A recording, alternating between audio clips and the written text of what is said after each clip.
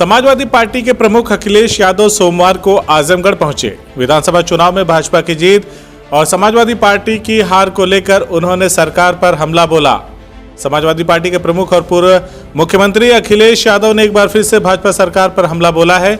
सोमवार को आजमगढ़ पहुंचे सपा सुप्रीमो अखिलेश ने कहा कि विधानसभा चुनाव में क्या हुआ इस पर चर्चा न हो सके, इसीलिए द कश्मीर फाइल्स फिल्म को रिलीज किया गया।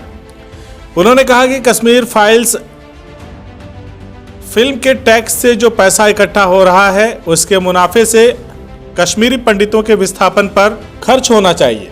इसके लिए कमेटी का गठन होना चाहिए जिसमें राजनीतिक नेता ना हो। कमेटी में केवल कश्मीरी पंडित ही शामिल हों। आजमगढ़ जिले के हर्रा चुंगी पर स्थित पूर्व मंत्री एवं नवनिर्वाचित विधायक दुर्गा प्रसाद यादव के आवास पर मीडिया से बातचीत करते हुए अखिलेश यादव ने भाजपा सरकार पर जमकर हमला बोला। विधानसभा चुनाव में भाजपा की जीत और अपनी पार्टी की हार को लेकर अखिलेश ने सरकार पर हमला बोला। अखिलेश ने कहा कि महंगाई और बेरोजगारी बढ़ती जा रही है। युवा नौकरी न मिलने से निराश हो गए हैं। पिछले 5 साल में एक भी भर्ती नहीं हुई। भाजपा ने पहले भी झूठ बोला, अब भी झूठ बोलने का काम कर रही है। उम्मीद है कि सरकार पिछले घोषणा पत्र और नए घोषणा पत्र पर काम करेगी ताकि युवाओं को रोजगार मिल सके। देखिए, अलग अलग जगह अलग अलग समीक्षा है, लेकिन समीक्षा ना हो, उत्तर प्रदेश के चुनाव पे बहस ना हो, इसलिए वो कश्मीर फाइल्स लेके आ गए। कश्मीर फाइल्स इसलिए लेकर के आए कि उत्तर प्रदेश के चुनाव में जो जो हुआ है उस पर बहस ना हो, समीक्षा ना हो, क्योंकि जन भावना कुछ और थी, जनता कुछ और सोच रही थी, लेकिन परिणाम कुछ और आया। अब तो हम यही कह सकते हैं जो कश्मीर फाइल्स में पैसा इकट्ठा हुआ है, जो इतने बड़े पैमाने पे फिल्म देखी जा रही है, कम से कम उसके मुनाफे से जो कश्मीरी लोग जिनको विस्थापित करने के लिए खर्च होना चाहिए, और कम से कम बीजेपी को ये काम तो करना चाहिए।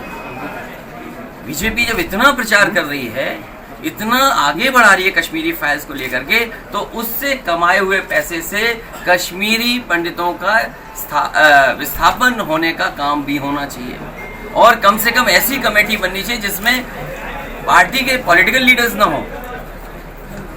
कश्मीर फाइल्स के जो मुनाफा हुआ है उससे कम से कम उनके इस्तेमाल में तो आए।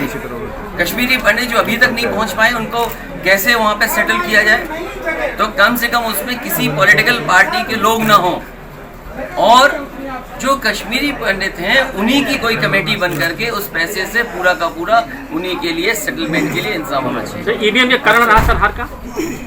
ईवीएम पे बहस इसलिए नहीं करना चाहिए, ये समय नहीं है ईवीएम का, लेकिन जिस तरीके से प्रशासन ने किया है, आप जगह जगह पूछिए।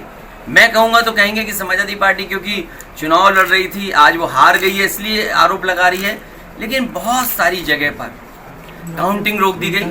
मुझे अखबार में पढ़ने का मौका मिला, दैनिक जागरण अखबार में, और आपको भी पढ़ना चाहिए कि जिस अखबार में बनारस साउथ के बारे में लिखा कि 20 राउंड तक किशन दीक्षित जीत रहे थे, 22 राउंड के बाद उनकी जीत का फासला कम होने लगा और 25वें राउंड में 10,000 से हार गए।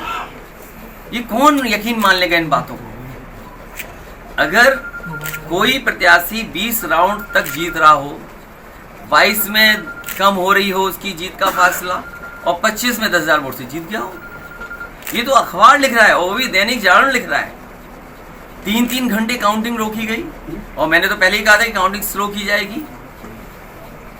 कई लोग मामूली से वोटों से हार गए। वीडियो रिकॉर्डिंग आई है, ऑडियो रिकॉर्डिंग आई है।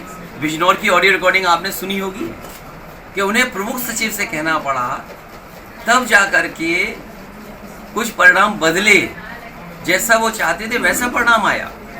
इसलिए समीक्षा न हो, चुनाव कैसे जीता हारा गया उस पर चर्चा न हो, इसीलिए कश्मीर फाइल्स उत्तर प्रदेश में बड़े पैमाने पर रिलीज हो गई।